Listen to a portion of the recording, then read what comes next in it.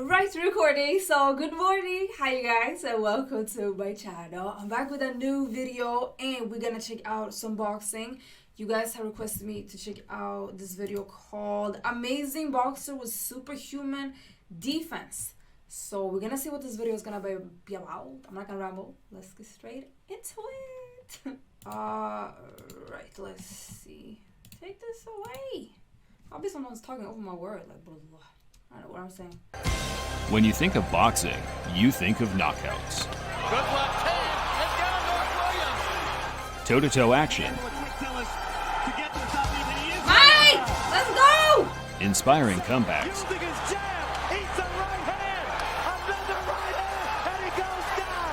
And underdogs achieving the impossible.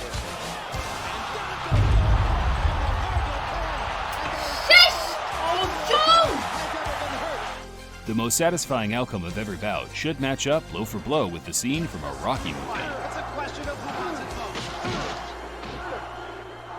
However, in recent years, one particular art form has emerged as a new favorite for even the most casual of boxing fans: defensive mastery. He must have thrown about 30 punches in this round, and none of them have landed.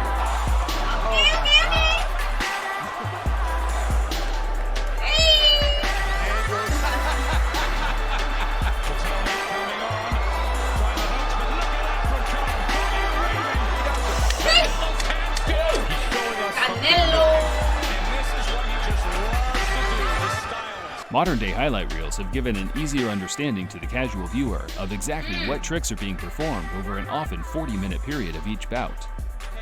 As anybody can see, I'm almost a master at evading the punches coming at me. For instance, Floyd Mayweather's fights during the tail end of his career were often criticized by the masses for being boring and lackluster in action. And then, a couple of days later, a YouTuber uploads a defensive highlight reel of the fight, and people start to appreciate the special moments. That's one thing. I haven't checked out Floyd Mayweather like that, but the last video we checked out, like, his movement is amazing. Got smothered by the barrage of offensive attacks in between. The defense, I guess. It's simple. I couldn't catch him. He's very elusive. He's a great fighter, and that's what happened today. I could not catch him. Of course, fighters like Guillermo Rigondeaux, Vasily Lomachenko, and Floyd Mayweather Jr. have all left a lasting legacy of defensive prowess, but it's certainly not an art form that's been invented or perfected overnight. I would say the closest thing to Jack Johnson would have been Muhammad Ali. As we enter the 1900s, Jack Johnson's skills were unparalleled and led him to easily outmaneuver some of the truly greatest and most underrated boxers in history, such as Joe Jeanette and Sam Langford. The ghetto wizard, Benny Leonard, stamped his claim as one of boxing's greatest during the 10s, as he became infamous for his ability to evade and counter like no man before him. The 20s belonged to the face of Boxing Legends TV in Gene Tunney, an educated and scientific boxer that used to treat a fight like a game of chess. Not a popular style for the time, but it proved too much for titans such as Harry Greb and Jack Dempsey. The world would see that defense meant nothing to this featherweight, dubbed Perpetual Motion.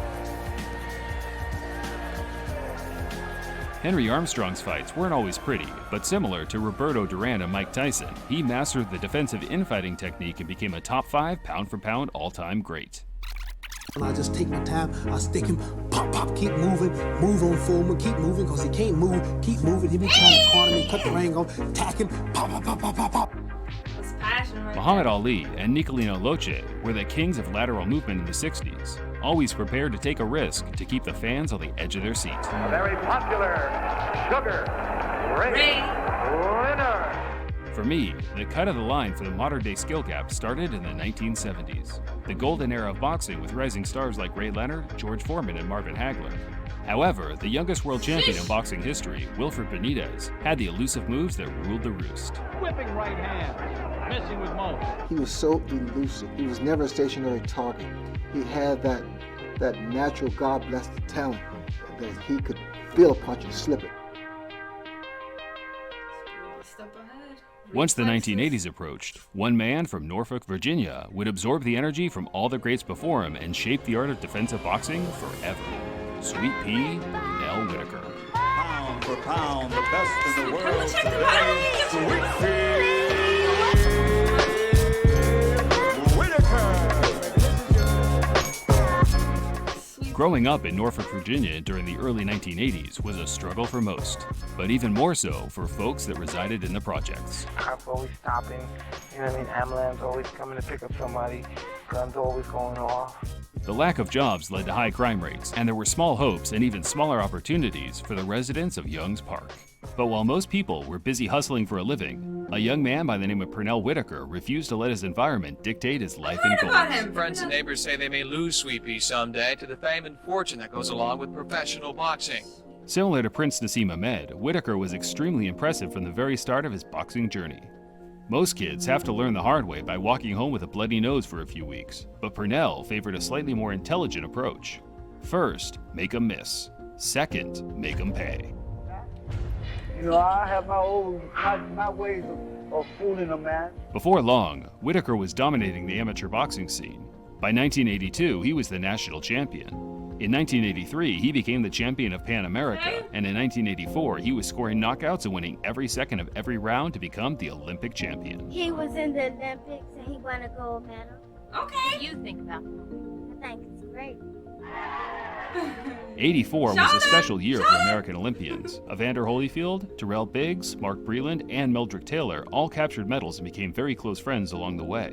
So much so that they all made the conscious decision to turn pro together and share the same fight cards, with whoever being the most impressive and entertaining to top the bill as they progressed. Square Garden from the surface and back to his dressing room as we await the entrance of an Olympic gold medalist and a man who might be the most skilled of the Olympians. Bono and Bernie Friedkin do the scoring.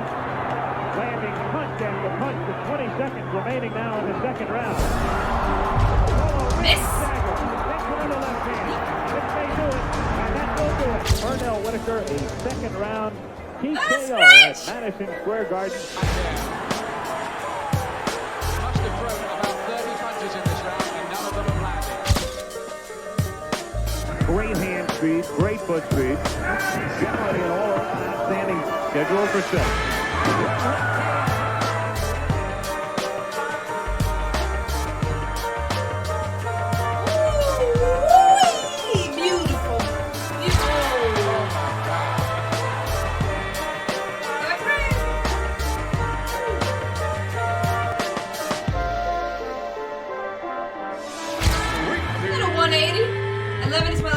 Sweet Pea took his time to learn his trade, moving to 11-0 after the first 2 years. You know, I see when I'm fighting, I don't see anybody. I even look up in the concession stand to see if anybody buying a beer or something. You know, if they're not buying that beer, I know they're watching me. We got his kid next to him.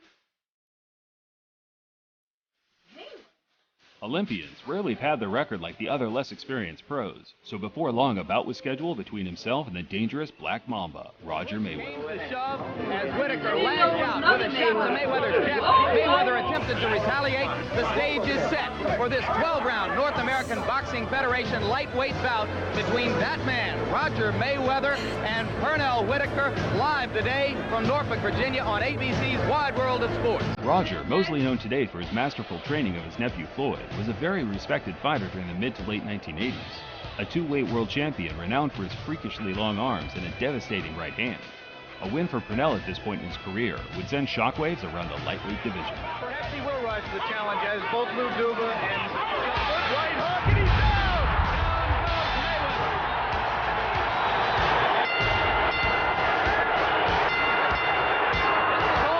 You don't let him breathe. No breathing room. Roger was caught cold in the first as Pernell laid him out with a sweet right-left hook combo. But to Mayweather's testament, he made it back to his feet and boxed well to finish out a 12-round unanimous decision in Whitaker's favor. He's like letting them come in a little bit. He's like pausing it. I worked on throwing a lot of punches, and as you can see, I wasn't worried about the distance. I just wanted to prove to Lou and the rest of my camp that I could do it, and I done it.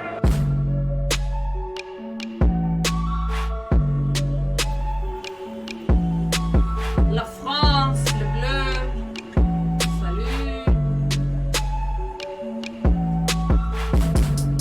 On March 12, 1988, just 4 years into his pro career, Whitaker fought for his first world title against one of the Ring magazine's top-rated punchers in boxing history, Jose Luis Ramirez. Oh my! Whoa. If he gets up, it'll be a miracle. Ramirez was a solid pro as his record suggests, but most of his losses so far were to fighters of Whitaker's caliber. Pernell was expected to win, and he did. Everyone that watched the fight knew he did. Everyone except the judges, that is. Hold on. I think not. Unbelievable split decision goes to Jose. Look at the movement. Ramirez. That's just terrible. That's outrageous. So all of a sudden, the win streak is over. And when it was unfair?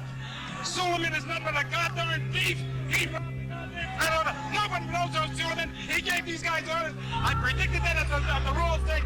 And here's the guy that come over, an Olympic champion from the USA. Fought his heart out. Come over here. I have goosebumps. Such a horrible way to lose your first fight. Oh, wow. Fortunately, though, Pernell used the robbery as fuel to make sure every bout from now on would be so one-sided the judges You guys share your opinion. couldn't dare rob him. If you and know it worked. this one. For the next few years, at least. Oh, this is a foul fest now. Man down. Inside the same year of his defeat to Ramirez, Pernell went straight back into a title fight, this time against the IBF champion, Greg Hogan, who was in way over his head against a much-improved Whitaker. This is the form that we expected. Can't Greg take that Hogan away has from always been a slow starter. He felt that if he could win 2 out of the first 4 rounds, this one was real close. I thought Pernell took over a little bit. It was like smiling a little bit, right? Oh, and a solid right from Whitaker. Sweet Pea didn't just win every round. He beat a great brawler at his own game, right there in the center of the ring. He sat in the pocket all night, but was barely touched over the entire course of the fight. A true work of art and a great way to become champ. Wow. Even look. The first time out for the title, they robbed you. You dominated the fight. Even this he time, say it. You seemed to come on strong just to make sure there was no question at all. You know, dreams are for dreamers, and I dream, and I figured one day I would win a world title, but I wanted to win it at home, and thanks Greg Hogan for giving me that opportunity. Sweet Pea.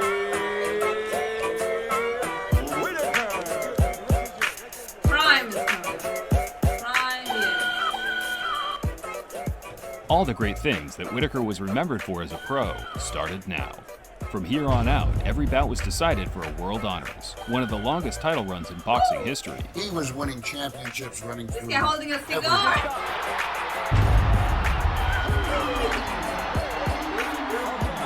Pernell Whitaker is an artist and a magician. Winning belts was one thing, but it was the manner of the victories that meant that much more to the dancing master. Ultimately, martial art means honestly expressing yourself. Bruce Lee. There are many ways to interpret Bruce Lee's water analogy, but for me, it's always represented the flow of natural self-expression. I mean, it's a combination of both. I mean, here it is the natural instinct, and here is control. It is a successful combination of both.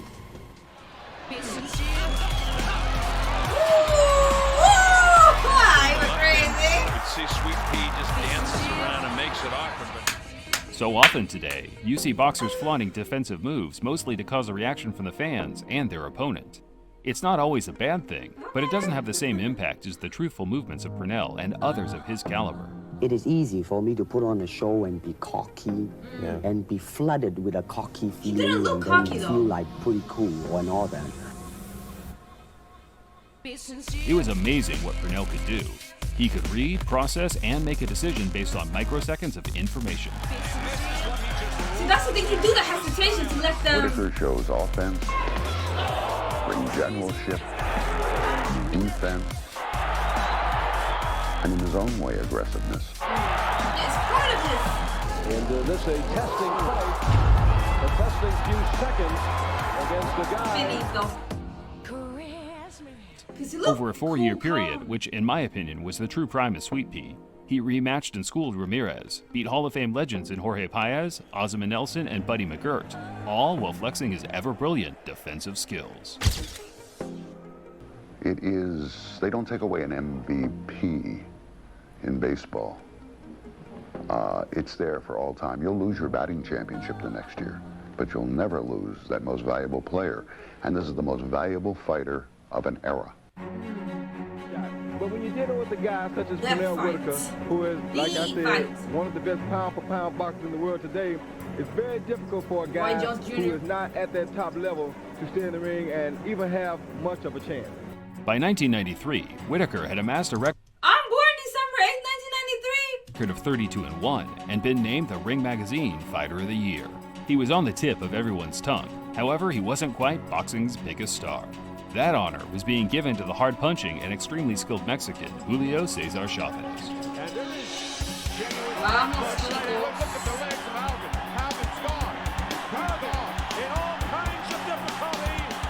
When Whitaker met Chavez in September 1993, both fighters were ranked number 1 and 2 pound for pound by the Ring Magazine. The fight was in extremely high demand. Whitaker 32-1, Chavez astonishingly 87-0. No fighter, with the exception of Meldrick Taylor, had ever come close to putting a dent in Chavez to this point. But after a tentative opening few rounds, it was clear Whitaker was far superior to Chavez's previous competition. Something else Pernell does is roll with the punches well, so net minus the shot. Good right hook. Good right hand by Whitaker. It's the move, guys. The unpredictable. Catch me if you can. You can't. Solid balance. Where you at? The other judges, England and Switzerland. Chavez now continues to come forward, but he is getting belted. Also uppercut by Whitaker. Once the championship rounds approached, the pro-Mexican crowd was silent, defeated if you will. They knew nothing but a knockout for Chavez would be enough. This coach in the background, we've been with him through all the years. You need good people in your corner, literally. It could be history in the making. Come on. Pernell Sweet Pea Whitaker fighting a near flawless fight. Don King, who at the time was Chavez's promoter, was said to have played a big part in selecting the fight judges, something that's only speculation today, but seems very possible considering the scorecards. 115 to 115, a draw. The decision is a majority decision draw. Dirty Don is involved. Like, I hate Don King. And then we see him here. Nah.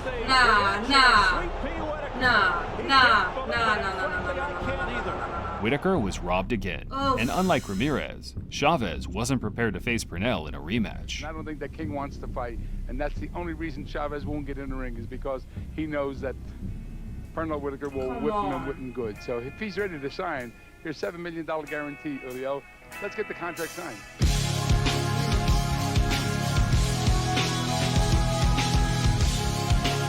Sweet Pea wasted no time getting back in the ring after the Chavez controversy and was eager to prove himself as once again the pound-for-pound king. But he weathered the early storm and eventually set me off, you guys. World title defenses over Buddy McGirt, Julio Cesar Vasquez, Wilfredo Rivera, and Dios Bellis Hurtado escalated Whitaker's record to 40-1-1. And to be honest, with his skills notably on the decline, this, in retrospect, would have been the perfect time to retire. If you really look at Pernell, he's quick for an average guy, but compared to how fast he used to be, he's moving in molasses, totally slow.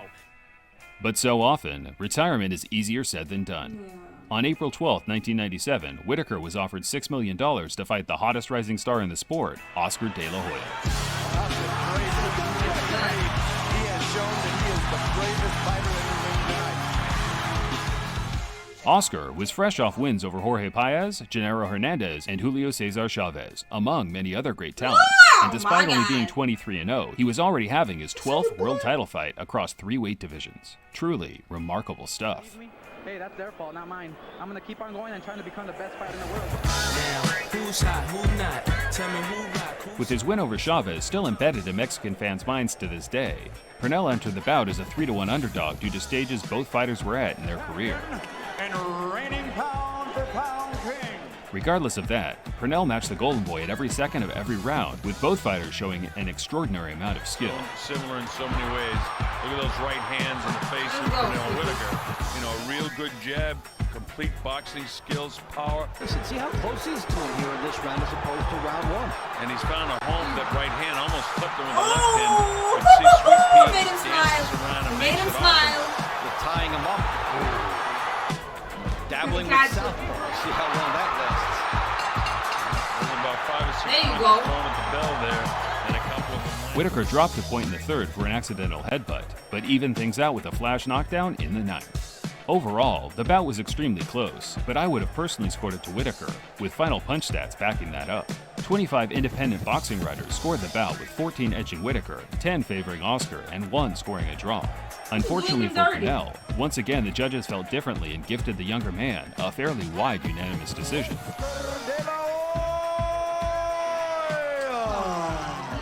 With such a great showing against De La Hoya, it was clear Whitaker still had a lot to offer. However, this would be the last time we'd ever see him in a competitive boxing match due to personal reasons. Why are they playing this song? Open on the drugs! He's always been considered by many as pound for pound one of boxing's best. On October 17, 1997, Whitaker came through a tough fight against Andrei Pestriev to put himself in line for another title shot. Before things could progress, however, he tested positive for cocaine on multiple occasions and was forced to enter a rehabilitation center in order to return to the ring. Whatever happened, happened. So, I took full responsibility. I shouldn't have, but I did. He seemed like a good person, good character. Pernell never really opened up about his cocaine abuse and claimed he never had a problem to begin with. He just enjoyed the finer things in life every once in a while. There are many reports that claim he always suffered in one way or another with drugs and alcohol problems, but because of his concealed attitude towards the subject, we'll never really know just how bad things were and how long they were going on for. He's not the only one that's fallen into that trap. But I think he's been man enough and big enough to overcome that and move on with his life. He was fortunate to catch a break immediately upon his return and bag close to $3 million in a showdown with the murderous punching Felix Tito Trinidad. Is that scoring for the bout lies in the hands of the neutral judge. Drugs and money is a bad combination, guys. Not that I know, I can just imagine. Well, you know, Whitaker, like I said, you want to duck and dodge after you throw a shot and just before, because this guy can hit. And in goes Whitaker on a straight right hand. This was the first time Whitaker lost a fight, and there were no arguments about the result. Sweet Pea was knocked down in the second round and had his jaw broken in the sixth. He ended the fight in classic Pernell fashion, but it did little more than paper the cracks for what has to be said was a shadow of his former self. Pernell kept a fairly low profile after retiring in 2001. He worked a few different jobs in the boxing community, but mostly dedicated his life to his family. This is real life, and we are all so close together that we have to love each other. That's why I never can wait to get in there to perform, because I know who's watching. I know everybody out in the project that I grew up, as well as all the other projects. I know everybody's going to be zoomed in to cheer me on. On July 14th, 2019, the Hall of Fame legend sadly lost his life as he was struck by a vehicle while crossing an intersection of Northampton Boulevard on Baker Road. The former King of the Ring was only 55 years old. His death will be one mourned by boxing fans for a long time to come. And at this point, we at Boxing Legends TV can only send our deepest condolences to his family. 2019, they said? Oh. We hope that we haven't put too much emphasis on the controversial losses of Whitaker's career in this video, because whether he won or lost those fights means very little in the wide scale of things. He has a resume that rivals the legends of all eras of boxing and a skill level that puts him among the very best that ever did it. A prime Pernell Whitaker was more than a boxer. Whether he knew it or not, he was a scientist, a technician, a performer of arts, a legend. Rest in peace, champ. Oh, it was sad. And it was not too long ago, a couple of years. R.I.P. Yeah, beautiful. Like in his prime, you could see that things slow down for, could be a lot of reasons. We'll never really know. But he seemed like an honest, genuine person. Sad. And then it seemed like he had good people in his corner. You saw his coach, trainer in the back, and was with him through it all till the end, right? Oh, well, very entertaining to watch. It's not just to win, it's how you do it, and he did it nicely. People cheated him. a few times, but he still seemed to have a good attitude. Sad. Oh, R.I.P. Sweet Pea.